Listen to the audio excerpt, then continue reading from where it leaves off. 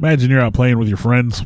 A bright light streaks across the sky, crashes nearby, and like any good kid, you decide you need to go investigate this, and you gather up your little posse, and you get out there in the woods, and you encounter what can only be described as a terrifying alien entity that leaves you sick for days. Straight out of X-Files. This happened back in the 50s in West Virginia in a little place called Flatwoods. Not known for much else, I might add. So tonight we're going to talk about the Flatwoods Monster. From a child born into this world, we are taught what to believe. Closed-minded we become, fearful to be deceived. Still we desire to know what lies beyond that locked door. The art of the storyteller, conjuring tales of legend and lore. History hidden, lost knowledge, things forgotten and the unknown. These are the things that direct us and will set the tone. Welcome, friends, to another episode of Nightmares on the Lost Highway.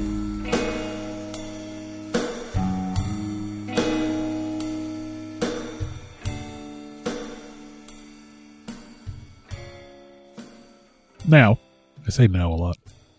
I'm the monster guy. I love talking about monsters. I love talking about creatures. I love talking about sightings. We go way back to episode 1. The Hopkinsville Goblins. Dropped it. Dropped the mic right on the monster the first episode.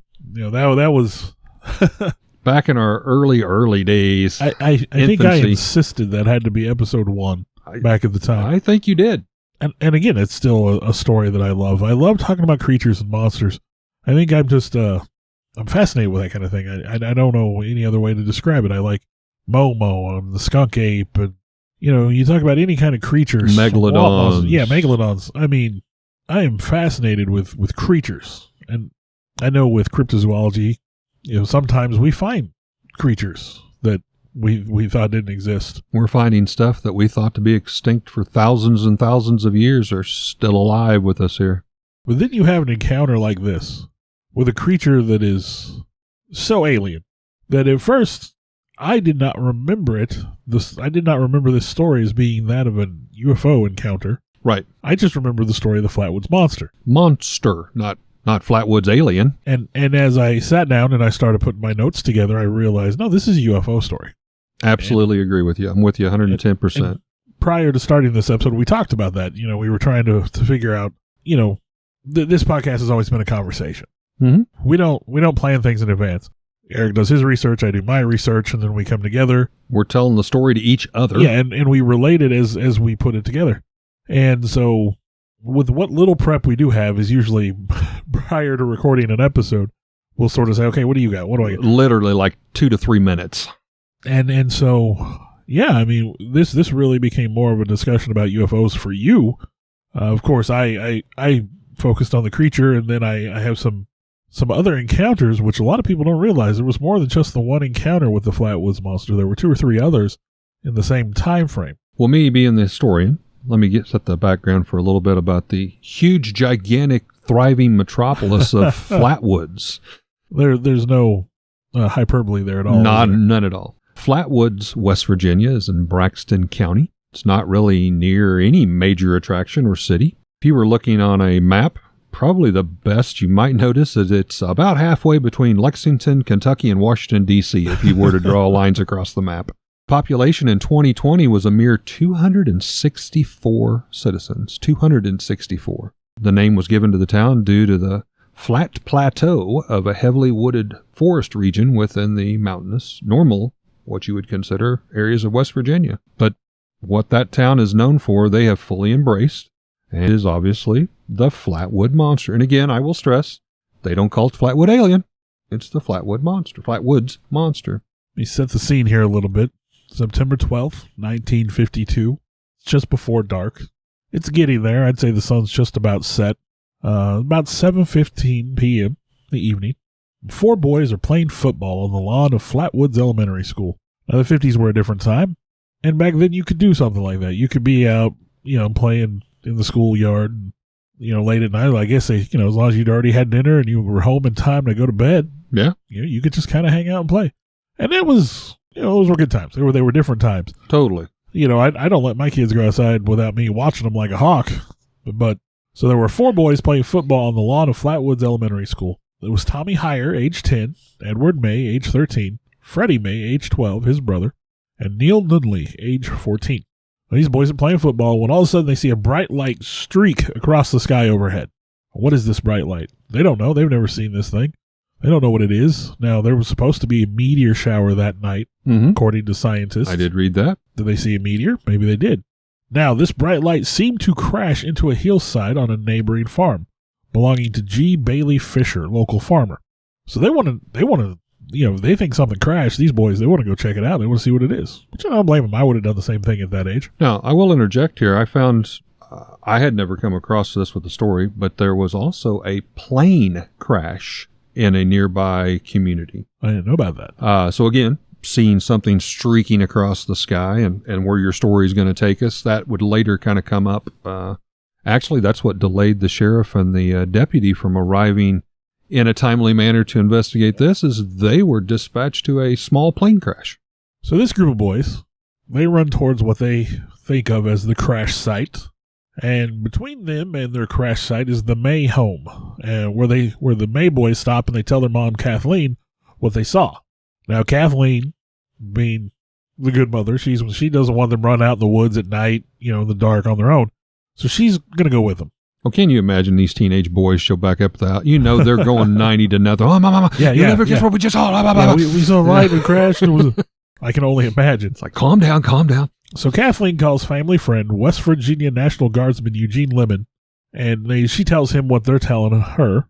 And, of course, he's like, okay. He gets the family dog, and he goes over, and they all start heading towards the woods. They're joined by another neighborhood kid, Ronnie Shaver, age 10. So you've got all these little kids. Load up in the back of the truck. Yeah, you got all these teens and preteens, and they all load up. Not in the back of the truck, Eric. They trek through the woods. They're walking through the woods. Okay. That was a different commercial for a Chevy truck commercial. So they take off into the woods in search of this crashed whatever it may be. By Kathleen's account, which Kathleen's story is mostly what this is based off of, the woods seemed to be filled with a soft purple glow as they proceeded towards what they thought of as the crash site. They began to notice a metallic smell in the air, as well as a number of high-pitched noises coming from the darkness ahead. If something crashes and metal heats and cools, we know metal makes a pinging sound. Mm-hmm. Your own car, if you drive for a long way and you pull into the driveway, you'll hear it ping and pop. So I assume what they had heard was whatever object had crashed. Well, and you mentioned the smell of metal. That might throw a few people off, but I'll tell you what. Have you ever tasted metal? Like when you get an injection, I swear to goodness, when they inject that needle in you, you're like, yeah, that tastes like metal. Like a penny. Yeah. You think of it like, it tastes like a penny kind of. So I get that. And, blood has kind of a metallic smell to it.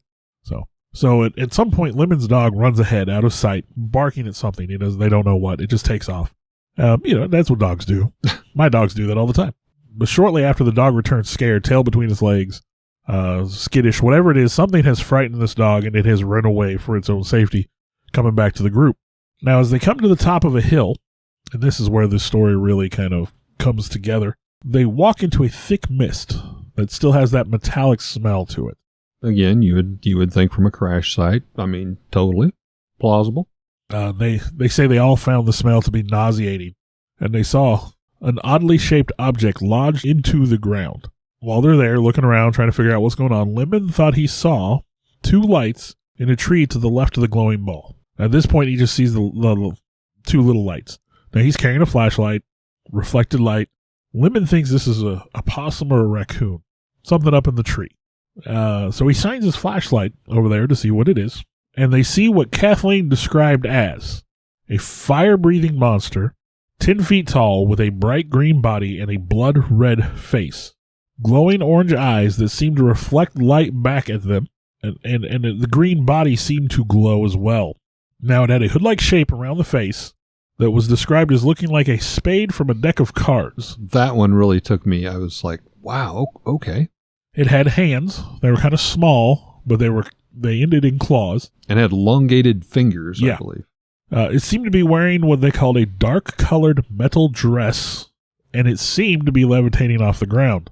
Now, obviously, we're an Audible podcast, but the sketch that comes out of this, it looks like an old Star Trek or Doctor Who looking creature. Like an aluminum foil dress. I mean, Yeah, the sketch of the Flatwoods Monster, the picture, I'll be honest, it's almost enough to put you off of wanting to tell this story. It's so outlandish looking. It's out there. So, when the creature saw the group, it hissed at them in an aggressive manner, and then it began to float toward them between the trees. Now, the whole while, it is lit from behind by what they called a large pulsating ball of fire. Now, could this be the fire of a wrecked spaceship? Something, whatever, but it was backlit the whole time, which probably doesn't help the feeling of menace or terror or anything like that. Yeah, and you're standing there in this foggy, smoky mist anyhow, and blinking lights reflecting off the trees. So Lemon screamed and fell backwards. The rest of the group is frozen in fear as the monster approaches them, which I can't say I blame them if I'd seen this same thing. The creature then reaches towards Kathleen and sprays her with an oily substance. That was interesting. Say what, but... And they say it left a trail of the same substance wherever it hovered. Yeah, was that saliva? Was that blood? Was that urine? Was that what? I don't know. So after it sprayed Kathleen, this seemed to break whatever it was. It seemed to shake them out of their fear. And they all managed to flee from the scene. They ran home through the woods, screaming in terror.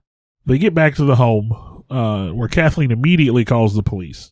Now, as far as this mist that they breathed in, this metallic smell, Kathleen said that they had strange symptoms after the encounter, which included throat irritation, vomiting, and nausea, and these symptoms persisted for days. Now, let me jump in here. I will say descriptions do vary somewhat on the stories. In one article for Fate magazine, which was based on a tape-recorded interviews of different people in the area who had later went and visited, and some of these younger kids, now older, UFO writer Gray Barker described the figure as approximately 10 feet, 3 meters tall, with the round blood face that Bill mentioned, a large pointed hood-like shape around the face, eyes shaped which emitted green to orange light, and a darker black-green body. Again, a lot of this is very typical, stating it was hard to tell in the dark surroundings what the true color was. Was it a dark black, a charcoal gray, green? And again, it's dark outside. It's going to be hard to distinguish. It's dark. The creature's backlit, so yeah, you're shaking with fear.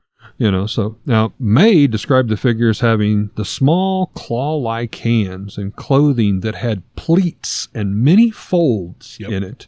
A head that resembled the ace of spades, which again, that really took me the first time I read it. But now that is believed to have been a hood, possibly of sorts, which I can definitely see that. I have another story, another sighting, which may help explain that a little. So it wasn't necessarily the skeletal skull head shape, possibly. It was possibly just this big oversized cloaked hood, which if you think about it, draped down over the ears, it would definitely give a ace of spades style silhouette, especially with it being backlit. Now, as I said, Kathleen called the cops right away.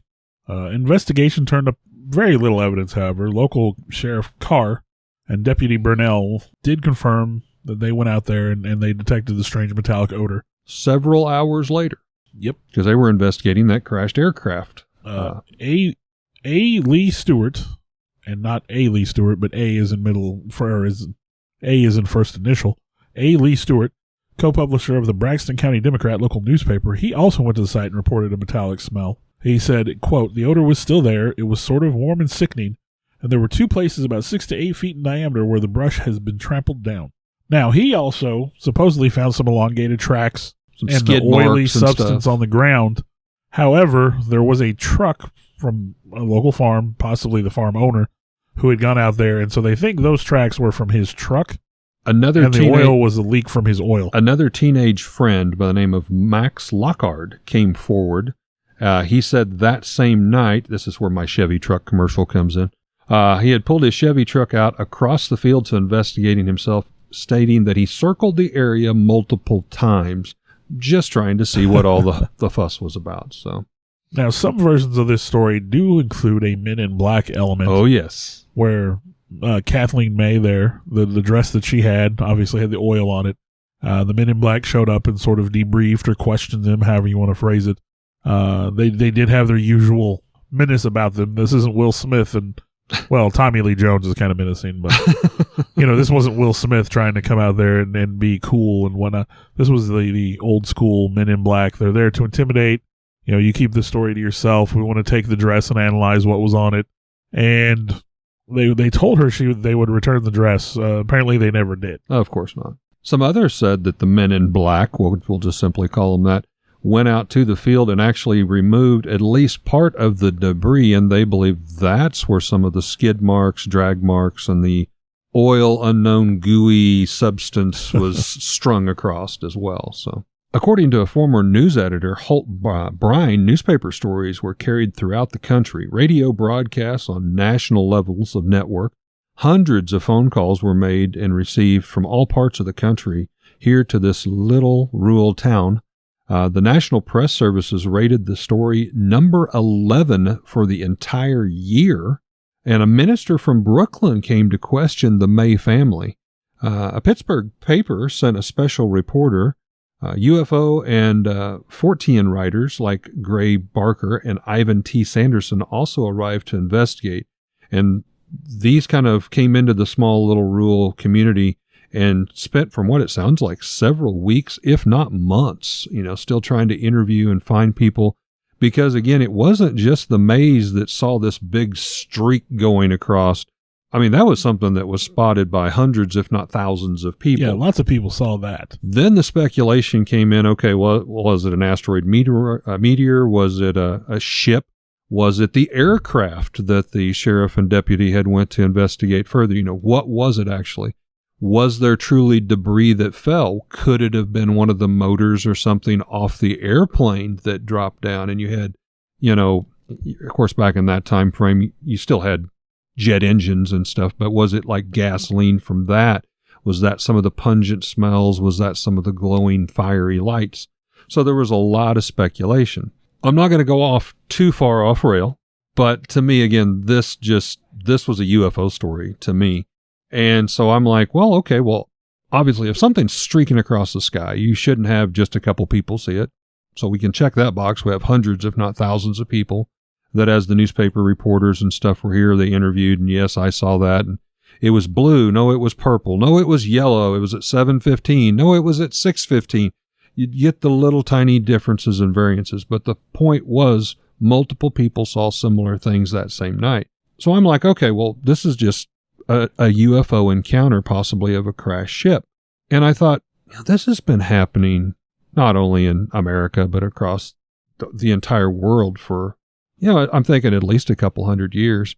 And actually, I went so deep down into a rabbit hole. And again, I'm not going to get us off topic too much, but did you realize one of the first possible, we'll use the word alleged, UFO sightings was in 1440 BC in ancient Egypt?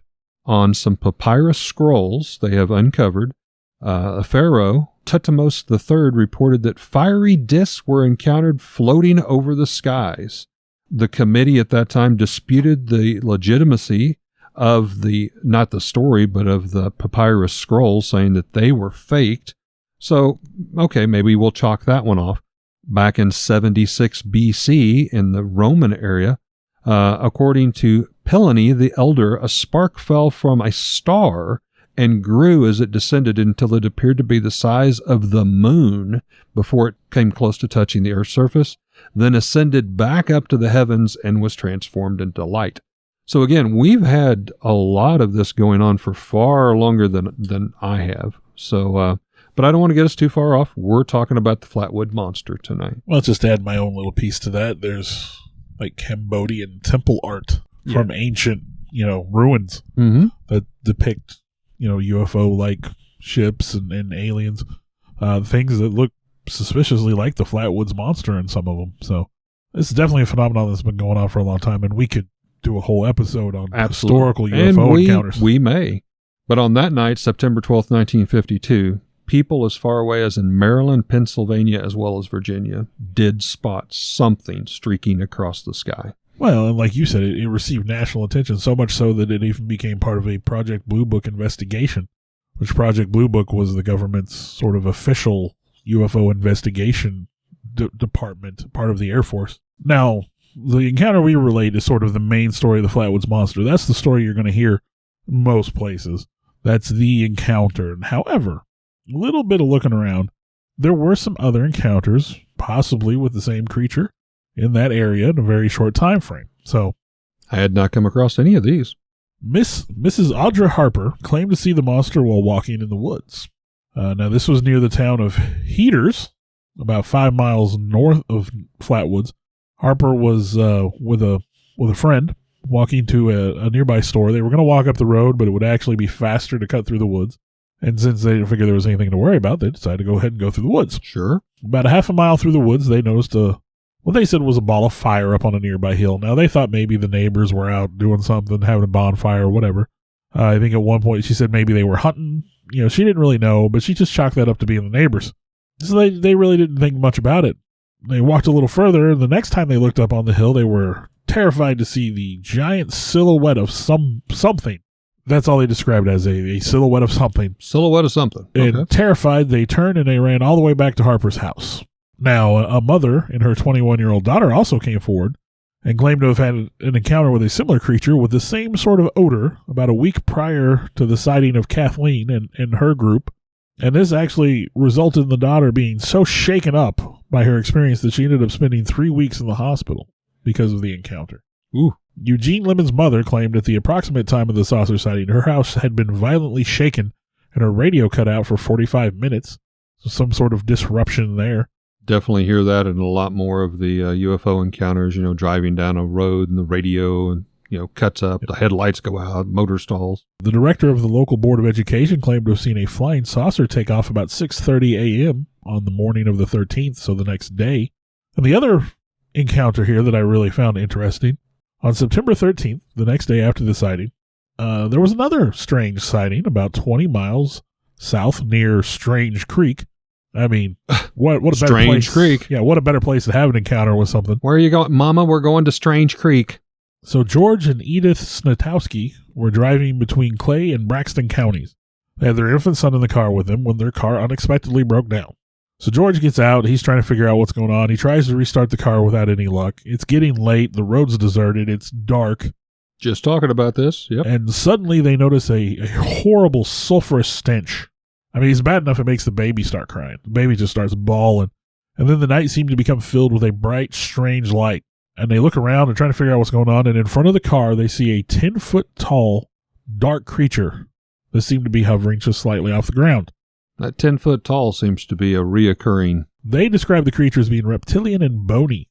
They can see the creature's face. It's reptilian and lizard bony. Man kind of thing. So my thought here is the creature was not wearing the hood it was Ace wearing the night before. Okay. It drug its claws across the hood before floating off into the woods. Now, as soon as it's out of sight, George jumps back in. He's trying to do whatever he can. He's got to start this car. They manage to start the car, and they drive off terrified. So was this... Now, what time frame was that? Well, it would have been the next day at night. So and in the same region? Same area. He's, 20 miles south. Totally agree with you. This is related. Yeah, except for maybe he just doesn't have his hood on or whatever. But it's got to be a similar creature, the same height, floating off the ground, clawed hands. Yeah. Now, like we said earlier, Flatwoods now celebrates what they call Flatwoods Days, which is a yearly festival in memory of the legend of the Flatwoods Monster. They even have a sign they've put up there to greet people as they come into town. They have a museum that's been established, located in the town of Sutton, which is the Braxton County seat. And the Braxton County Convention and Visitors Bureau also has built a series of 5 chairs in the shape of the monster, which I saw the pictures of. They're fairly ridiculous. Yes. But apparently, if you get your picture taken while sitting in all 5 chairs, you get some sort of special sticker or something. Yep. Free Braxy. Yeah. Stickers. Some locals will claim that around the 12th of September every year, you can hear hissing sounds in the woods and smell a metallic smell in the air. So does the Flatwoods beast, the Flatwoods monster, is it still lurking out there? Wow. My thought would be he's long since packed up and gone home, but... Yeah, I think, this, no disrespect to Flatwoods, but probably moved on to a bigger city, at least someplace with pizza delivery or something. But again, such an outlandish creature. There were people who followed up, who interviewed the Mays, newspaper and locals, And they absolutely believe that Kathleen and the boys and their friends, Lemon and all them, that they legitimately saw something in the woods that night. Yep. Now, what did they see? But one theory is, of course, that they just saw a great big old owl up in the tree. Now, Bill, I was hoping you wasn't going to go down this rabbit hole. I know. Every time we talk about some kind of weird alien creature, it's almost always somebody wants to say, oh, it's an owl. Well, I come across it as this was in 2000. I mean, you got to think how long ago the story came from, but as early as 2000, after investigating the case in 2000, a gentleman by the name of Joe Nickel of the Committee of Skeptical Inquiry. That is not who needs to be investigating. That does not need to be who's need to be doing this. Come on, we need to step up, people. He concluded that the bright light in the sky reported by witnesses on September 12th was most likely that of a meteor. Okay, I'm with you, maybe, possibly. Like I said, there was a meteor shower that night. Yep. So I can understand. I can understand but that. Have you ever seen a meteor shower? I have. They're not usually the big, bright, flaming balls of fire. No. You'll see the little shooting stars here and there. Now he had some explanations for some of this, because I could imagine somebody sitting right across from him and saying the exact same things back. So here, I will play the role of Joe Nichols back to you. Well, the pulsating red light that was reported was most likely that of an aircraft navigational or hazard beacon, possibly of that airplane that crashed. This guy's full of answers. Whatever you come, he's going to come back with you. And he says the creature described by witnesses, he believes, closely resembles that of an owl. He says the long fingers, they are describing an owl's talons. Well, I mean, if an owl, don't they have like a threatening posture where they put their wings up over their head? It depends on the owl species, but yes, you're going to argue, I'm going to argue, a 10-foot tall owl. Oh, well, he was in a tree. He was in a tree. He was backlit by something. Okay. Do you think... And he sprayed oil all over Kathleen. 10 feet tall, you would not be able to see that there was no body? I mean, there would just be a tree trunk at at least 9 foot of that. Well, do space? Owls spray oil on people? Do they have pleated clothing made of aluminum foil-like material? Do they smell like metal? I don't think they smell like metal. Now, whatever liquid ooey goos, I will say, and I've told this story before on the podcast, buzzards will regurgitate and spit up vomit. But we're not talking about buzzards here. We're talking about owls, because you come across it, you frightened an owl in a tree 10 feet tall. You don't mean to tell me you're going to see an owl 10 foot up in a tree and you can't see that there's a tree trunk below when it is obviously stated it is backlit. Wasn't it the Loveland frog that they tried to say it was a moose calf? Yeah. Even though they don't have moose in the area? Yeah. So, I mean...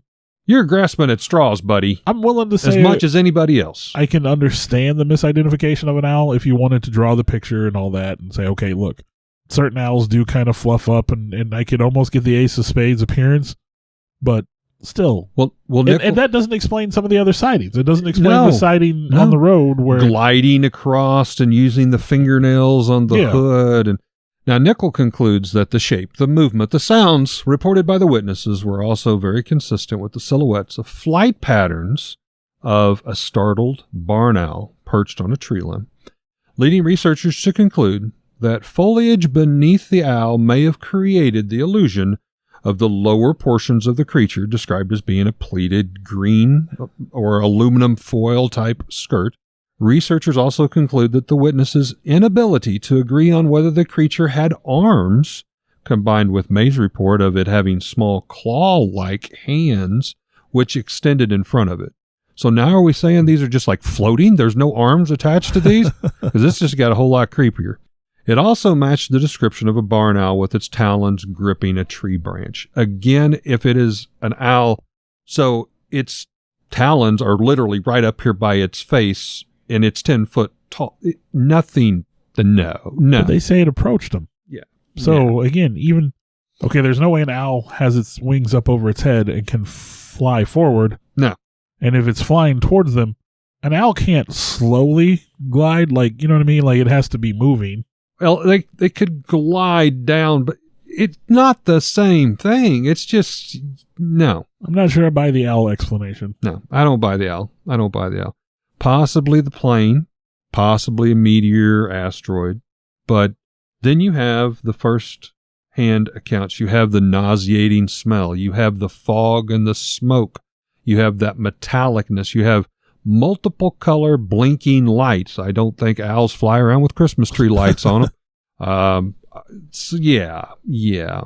But this was in 2000.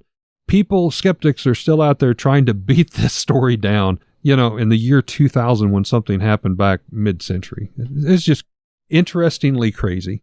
Well, whatever they saw, it obviously traumatized them, and the people that knew them believe they saw something. And these people, again, they're hunters. They walk the wood. Don't you think they would recognize what a barn owl looks like? And that's always been my argument for a lot of these things. You from the city want to come down as a skeptic. You might not realize what a barn owl looks and sounds like, but... And that's always been that's always been my argument for a lot of these things. And a lot of times they're like, oh, people misidentified. They saw something in the blah, blah. Like you said, these are people who lived in the area. They're familiar with the creatures. The people that go hunting, they go out in the woods, whatnot. You have a National Guardsman, someone who should be a person who's trained, whose opinion that we should, or his first-hand account, we should trust that he's should be reliable. But whatever they saw, they believe they saw something, and other people in the area believe that they also encountered something. So, like I said, when I first went into this, I didn't realize there were other encounters in the area. I thought it was just the one. I didn't realize that. But other people claim to have seen a flying saucer. That the one family claimed to see a creature that bears a striking resemblance to our Flatwoods Monster there, except for he didn't have his hood on and he had a bony reptilian face. Right. So what was it? Maybe that was his helmet. Maybe that was a hood. Maybe that was some piece of uniform or whatever. Breathing apparatus, mask, whatever. Who knows? Well, here we are, still gathered around the table from September 12th, 1952, a story that still haunts us, that skeptics are still trying to disprove, and believers are still wanting to try to believe in. This is yet just another example of what you'll find on Nightmares on the Lost Highway. We'll let you be the judge. Thanks for listening. We'd like to give a shout out to our first paying sponsor, Raven's Loft. That's our family shop here located in Lebanon, Missouri. It's your one-stop gaming, vintage toy, and collectible shop where you can find Star Wars, Transformers, G.I. Joe, comics, vinyl records, role-play gaming, Magic the Gathering, and so much more. We're located here at 223 West Commercial, downtown Lebanon, and also in our second location, also here in Lebanon at the Heartland Antique Mall. We'd like to thank Raven's Loft for again supporting Nightmares on the Lost Highway. I want to take a time to thank the people that helped bring this all together. Alex Tudor, you can almost call him our producer at this point. Sarah Tudor, who also helps with some of the technical stuff. I want to take a moment to extend thanks to Eric for letting us use his space to record in, kind of our makeshift studio. I, in turn, would like to thank Bill for, one, putting up with me and using this camaraderie to do something we both very much love and enjoy doing, and thank Bill's family for allowing him to spend all the time to work and clean up our recordings and present them in what you hear in the final terms, the final edition, if you will. And I'd like to thank all of you for continuing to listen. I know we've got some loyal followers out there. We do this as a labor of love, but we're happy that there are people that enjoy it hopefully as much as we do. Thank you very much.